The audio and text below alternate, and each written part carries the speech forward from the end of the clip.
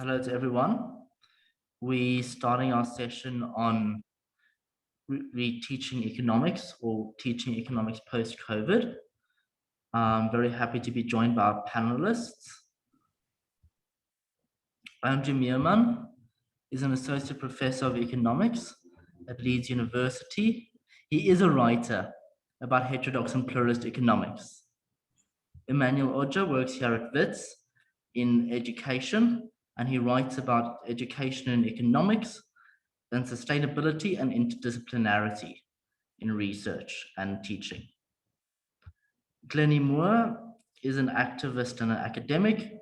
She works in West England, Bristol. She's taught economics and development studies at the international studies at SOAS, and she talks about racial, gender, and class-based inequalities and decolonizing economics. And then our fourth speaker, Michelle Groenewald, teaches at Northwest University, and she holds a master's from SOAS, and she teaches development economics and talks about diversifying, decolonizing, and democratizing economics. So I want to open this floor to our first speaker. Andrew, could you start us off? Could you allow me to share my screen, please? It says it's disabled. And then...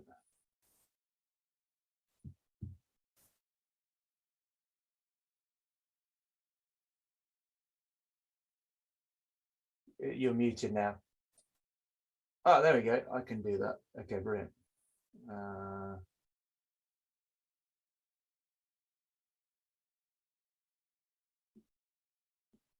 Okay, so hopefully you can see a title slide now.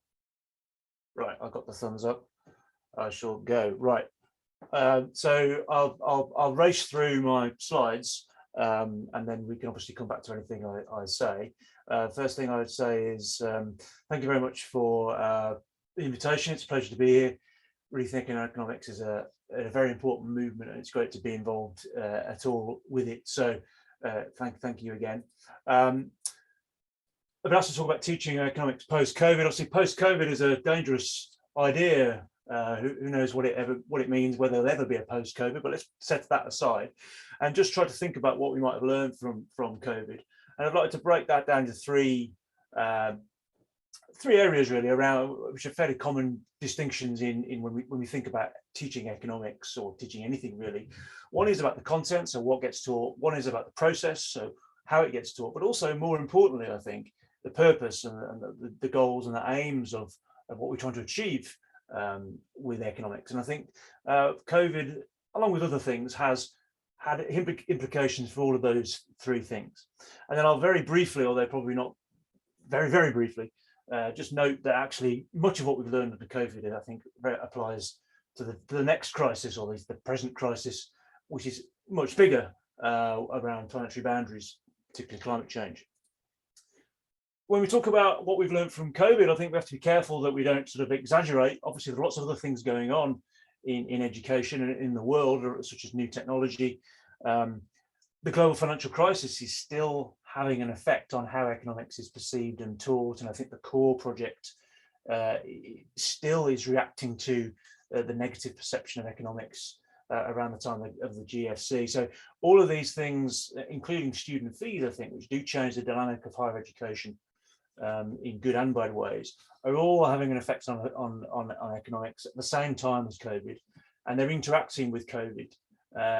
And so in some cases, COVID is accelerating these things, in other ways not.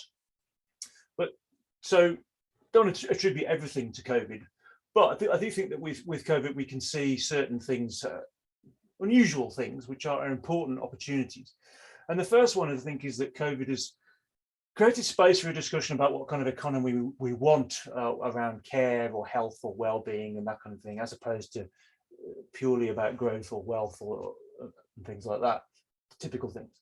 But we're also seeing quite a lot at the moment about how the economy we've actually got possibly get in the way of where we might want to be. So that's quite an important debate, and I think that's something that's happened a lot over the last year. What does this mean? Do people actually quite like working less, or not commuting, or not going shopping and things like that? Oh, maybe they do. And I think this then sort of suggests that the purpose of economics is slightly different to the one we normally have, and that is, how to get students to understand this economy as it is, how it works, and what its major sort of drivers and structures are. Develop skills to cope with that, and I don't just mean job market skills, I mean sort of general life skills, but also think about how to create the economy that we might actually want, create the future economy. And this is quite different from the typical concerns of an economics degree about teaching people technical information or specific employment skills or something like that. And the key thing to know, I think, is that they're quite big questions. They're not minor technical questions. They're big philosophical ones. So it's much more than what Keynes talked about as economists being like humble, like dentists. But at the same time, we don't want economists to act imperialistically like these emperors here. So we're dealing with, in terms of the content, we're dealing with big questions, system level questions, not marginal ones, system level ones, which are inherently complex and pluralistic, and inherently interdisciplinary. But I think what's important now is to sort of get the economists to think in terms of economics differently, not the economists talking to others but not changing. The economists need to change, and the politics and the ethics and all these other disciplines that are inherently part of economics have become much more to the forefront. Why are we making that economic policy decision? Well, it's for these political or social or ethical or whatever reasons, and they're not, it's not sort of separate, distinct, abstract science. In part of this, there's still a role for models. We've seen, there are corridor conversations or street conversations about this epidemiological model or whatever, and what it's predicting about COVID case rates. And similarly, there are going to be conversations about economic models. And so there's always a role for sort of models, but it has to be sensible models discussed sensibly. But a question here then, I'm not going to try to answer it now, that's perhaps something that we can discuss, is where does this leave the canon? Where does this leave the sort of typical building blocks of an economics education as determined by sort of American textbooks? And, I'm not sure where it leaves that canon. I think it definitely throws that canon into question, and the relevance of that and the place of that. In terms of how economics is taught, again, I think what we've seen recently is much greater possibilities for problem-based learning, for collaborative learning, which links in with the interdisciplinarity, much more flexibility around how teaching and learning is done, with much more blended learning, greater use of asynchronous resources, as well as traditional face-to-face live teaching. Although the value of that, the value of face-to-face live teaching, has been reaffirmed in many ways by the fact that people couldn't do it. So it's by far the death of face-to-face teaching, but obviously how that's done and how it's mixed in with other things has become much more discussed than it has done before. And in that sense, COVID has really accelerated change in the way economics is taught. Learning has become much more active and creative and focused, I think, on policy. And again, models are relevant, but not just looking at them or understanding them, building them and thinking about what makes a good model and what doesn't. And this all feeds into the idea of authentic assessment. And authentic assessment is typically meant as things students might do in their jobs. But I think what COVID has done is to say, well, what's an authentic assessment? An authentic assessment is something that really deals with the world as it is and tries to deal with a serious problem that we face. It's not just, it's not an artificial exercise. It's something that with real meaning and importance to the students. So, okay, so we've talked about the purpose of economics having changed a bit, the content of it, and also the process. But I was asked to talk about post-COVID. But I think all the things I've talked about apply post-COVID. And I think when we think about the really big challenges around planetary boundaries, of which climate change is one, all of the above applies here. Or if we want to seriously deal with these massive challenges, everything I said about what the purpose of economics is, how it's taught, what gets taught, all applies. And I think as a sort of punchline, I would say what we're trying to move from is people who are thinking like an economist, as has been typically understood for 50 to 100 years, arguably since Robbins, working with others who don't, move from that to a position where we're rethinking how economists think, to be more flexible, more open, more interdisciplinary, and more focused on these problems, these big problems that we face. So I don't know how long that was, but I'm going to stop there. Thank you. Cool. Can we move on to you, Emmanuel?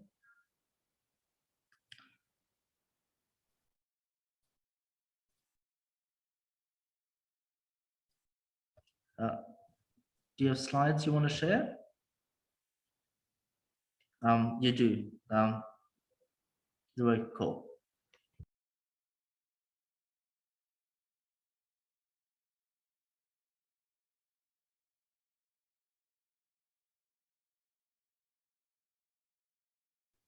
Can you see my slide? Okay. So am I good to go, Desiree? Yeah. Oh, awesome. So thanks so very much, Andrew. I really enjoy your session. And it's quite interesting, the commonalities in our ideas, you know. And where I'm actually starting is to argue that the two global shocks we've experienced one in 2008 and currently in 2020, in 2020 years with the COVID-19, and now even extending now into 2021. You know, these two shocks have actually totally redefined the way we do things. So these few minutes I have with this presentation will basically to speak to undergraduate economics. And what I want to focus on is basically what some of my reflections in terms of what has happened what has been written in the literature. And I will also be drawing on my own contributions within the past close to 2 years now, or 3. I've just written about 2 chapters looking at rethinking economics, precisely how we teach economics. And it would be quite interesting to hear what the audience say in terms of the ideas I'll be sharing. So in 2016, I published this article with one of the postdoctoral colleagues. She's a French lady. And at that time in 2016, when we were writing this, we didn't envisage there was going to be the pandemic. And my argument is that the pandemic has literally changed the way everything is currently in higher education. And we need to actually take that into consideration, because post-pandemic, we have to reflect about where exactly we are coming from. And I'll be sharing with you a couple of ideas in this session. So there are 4 parts I have to this session. The first part is basically looking at pluralism in economics education. And I am arguing for this because, you know, just as Andrew said, we need to actually go beyond the mainstream economics curriculum. We need to actually think and rethink exactly what the curriculum is about, especially in undergraduate economics education. And I'm strongly arguing for pluralism in terms of the theoretical, the methodological, and the interdisciplinary. And interestingly, Andrew also argued the same thing. And it is important that we help our students to become more autonomous thinkers. And that's one of the reasons why I like the word rethinking in the REFA abbreviation, because we have to consistently rethink exactly where we are now because of the pandemic. The second point I want to make is how the pandemic itself has changed the way we teach economics. And I'm saying we have to go beyond chalk and talk.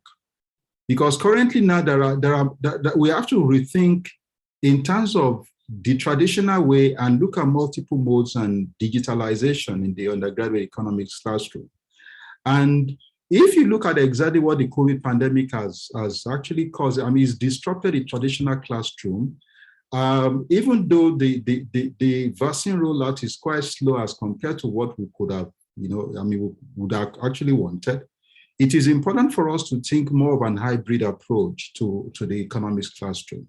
And we need to be able to bring innovation even into that classroom post-COVID-19. The third point I want to make is actually around culturally responsive and differentiated teaching in undergraduate economics. And the argument I'm putting forward here is that the economics classroom has so many people with different backgrounds in there. I mean, there are different needs, different educational background, different interests, different language abilities, and a very diverse cultural background.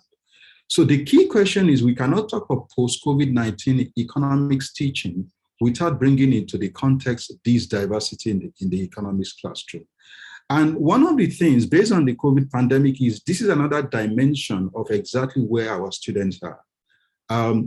The pandemic itself has actually pushed students into a different space where quite a number of them actually struggled, and they are having their different challenges. And this itself brings very strongly that dimension of diversity also into the classroom. So the diversity, the key argument in terms of the diversity is that, as academics teaching economics, we need to be pedagogically aware and competent to teach in this kind of diverse classroom. Because at the end of the day, what we want to be able to achieve is to help our students, especially the undergraduate students, actually fall in love with economics and really want to, develop enough interest in economics to want to take economics going forward beyond just their first degree. The fourth point I want to make is around assessment. And interestingly, I like the way Andrew started. He also spoke to assessment. And one phrase he used, which I really love, is authentic assessment. And that for me is really very powerful. We have to move beyond the MCQs and the essays. And specifically, we need to also make assessment in a hybrid classroom have sufficient pedagogical competence. Because at the end of the day, it's not just helping the students to pass. We want to make sure we leave them sufficiently economically literate so that even if they don't take any economics class in their lives again, they will be able to at least engage very efficiently as a citizen in the society in which they are. In summary, I did a word cloud of the 4 ideas in terms of the teaching mainstream economics from a pluralist perspective beyond talk and chalk, the culturally responsive differentiated teaching, as well as the assessment in economics, in undergraduate economics. And what came out very strongly is the fact that economics is big in the word cloud. The curriculum in terms of undergraduate economics is very big. Teaching is big, and the word beyond is big. And in terms of looking beyond, my argument in closing is that thinking as an economist is still very dominant in terms of our goals of teaching undergraduate economics. And I like what Andrew said. He said we also need to rethink the thinking of economists, the thinking of being an economist. But I'm also arguing that there is a strong nexus between teaching, what we teach, how we teach, and also for whom we teach. And it is important that we bring all these nexus into the classroom, especially as academics. This is my last slide before the thank you. I argue that with varied real-world contexts that we are actually living in, and it will continue to evolve, we need to prepare our university students, our graduates, for a world of work that is consistently evolving. And even the notion of employment is in itself changing, especially because of the remoteness of how things are now. So teaching economics post-COVID-19 will require us as academics being pedagogically competent, respecting diversity in the classroom, and also bringing innovation into the hybrid classroom, which will consistently evolve. And keep in mind, COVID-19 is also pushing companies to do things very differently. So this is my last slide. I really thank you for listening to me. I'm very happy to take questions after the next presenter. Thank you very much, and all the best to the next presenter. Thank you. Awesome. Thank you. So we're going to have Michelle next, and then Glennie will speak at the end. Okay, sure thing. Cool. I'm You quickly should- going to do some screen sharing. Yeah. Is everyone able to see these slides? Yeah. Okay, great. So let me just check my time to make sure that I try to be not a typical academic, goes beyond the time that's been allocated to them. Much like Andrew, I also put the teaching economics post, but during COVID-19, I think all of us are struggling with this idea of when are we post-COVID. So I am going to be a little bit naughty. And part of the central argument that I want us to hopefully grapple with today is about the importance of using power as a central analytical lens in the way in which we rethink how we are teaching economics. So especially to just reflect for a moment on the power that presenters or speakers or lecturers have that are seen as like the fountain of all knowledge. I would love it if you, of course, everyone that has joined the webinar today is more than welcome to ask questions. I think that's really important, but I would love it if people wanted to share their ideas, stories, experiences, and particularly students. I would love it. I'm not sure if we're speaking more to students or more to lecturers or activists who we'll be speaking to, but this is a question that I have for all of you, and I would love it if we could discuss this and debate this and really engage with this, because I've attended a lot of webinars now during COVID, and how are we to teach whilst everything is online? And a lot of this is set in the global north, and really important points are being made. People are doing massively innovative things.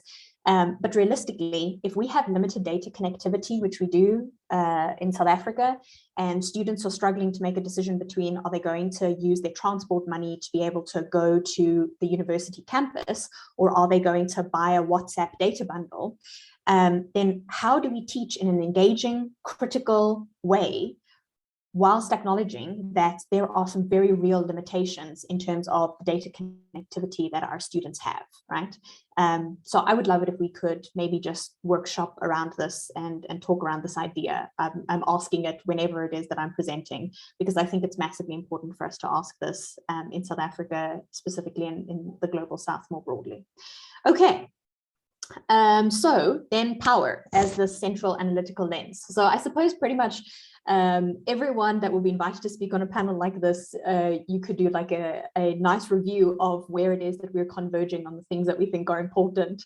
And I too, just like Emmanuel, have this absolute disdain for chalk and talk.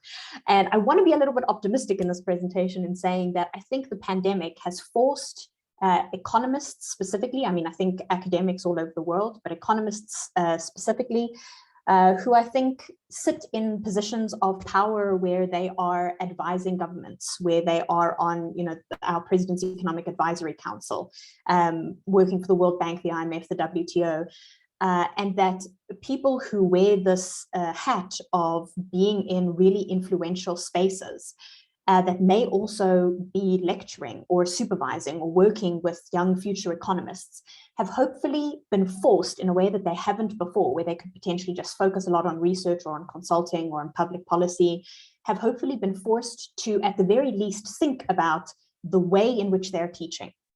And I'm hoping that that will be a springboard for us to use this as an opportunity for change, to be able to have more of the critical conversations around what we teach, who we teach, and how we teach.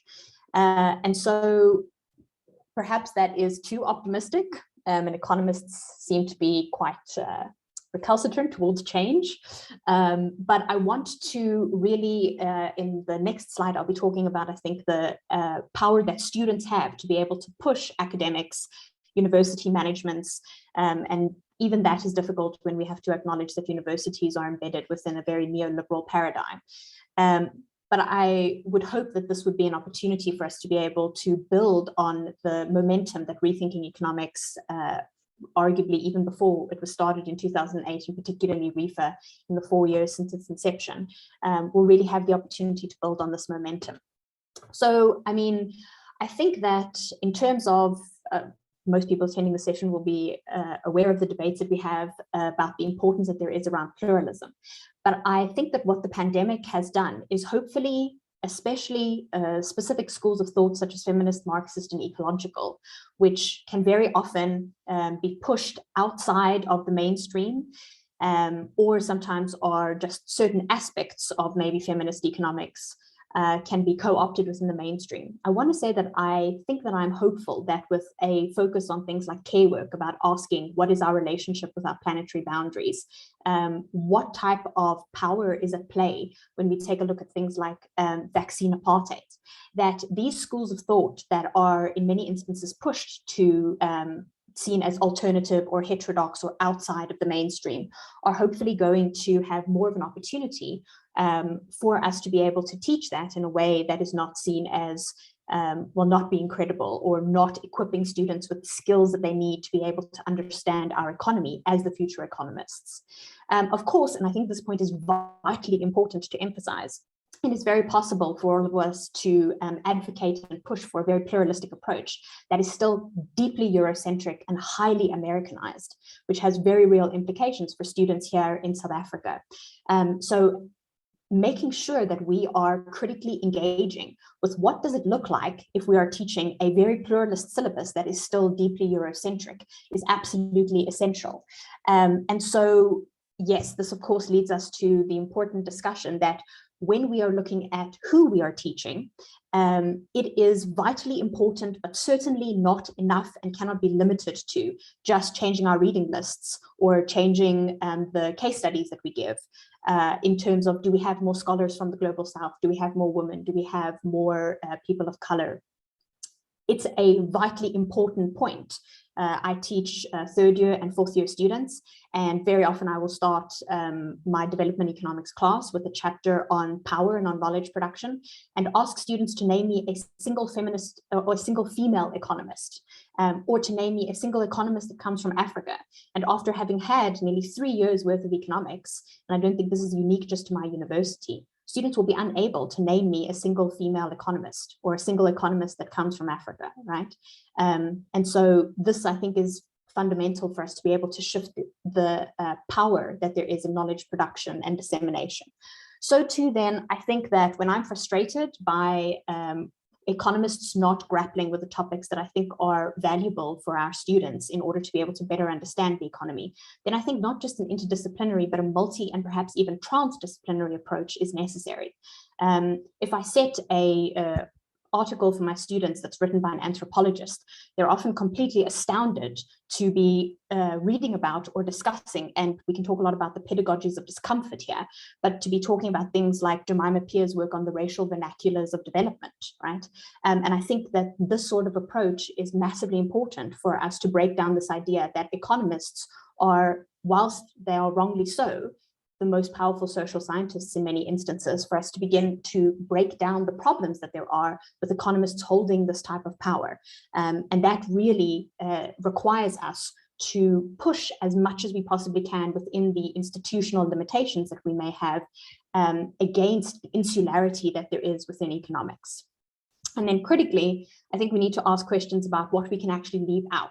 So if we have a pluralist approach in defining pluralism as teaching both mainstream and alternative perspectives, then I very often get asked, how are we going to fit everything into the economics curriculum? I think we need to ask some very critical questions about whether we really need to be deriving solo growth equations for 4 weeks on end, right? Are these the types of skills, competencies, and questions that economists of the future need to be asking? And then beyond that, I think I speak strongly also to what Emmanuel had to say here, that most of the content I'm going to teach my students are probably going to forget, but I would hope what a rethink of using power as a central analytical lens for my students is going to do is make them curious to learn beyond what it is that we have just discussed in the classroom, that it encourages them to be critical as a skill that they can apply wherever they land up in the workplace. And vitally important for economists to start becoming creative beyond just like, oh, can we perhaps make a pretty looking PowerPoint, right? What does it mean for economists to actually be engaging in creativity, particularly if we're thinking about alternative solutions to the COVID crisis that we're currently facing? And so then in closing, really, I just wanted to emphasize not just teaching explicitly about power, but also the power that students have, right? So for any of the students that are currently here in this webinar session, I think that it is massively important for you to have a say in your curriculum. And if your lecturer is not talking you through what the curriculum is going to look like and actively giving you the opportunity to debate, as some of my students do, why are we taking a Marxist approach to development? I may see the feminist one, but I mean, the Marxist one seems completely irrelevant. Do you get to choose your method of assessment? Certainly academics play a role, and I'm not saying students need to completely take over the curriculum, but it's ridiculous to me that we have so much power to decide what gets taught, how you get assessed. How do we get students involved in activism outside of the classroom?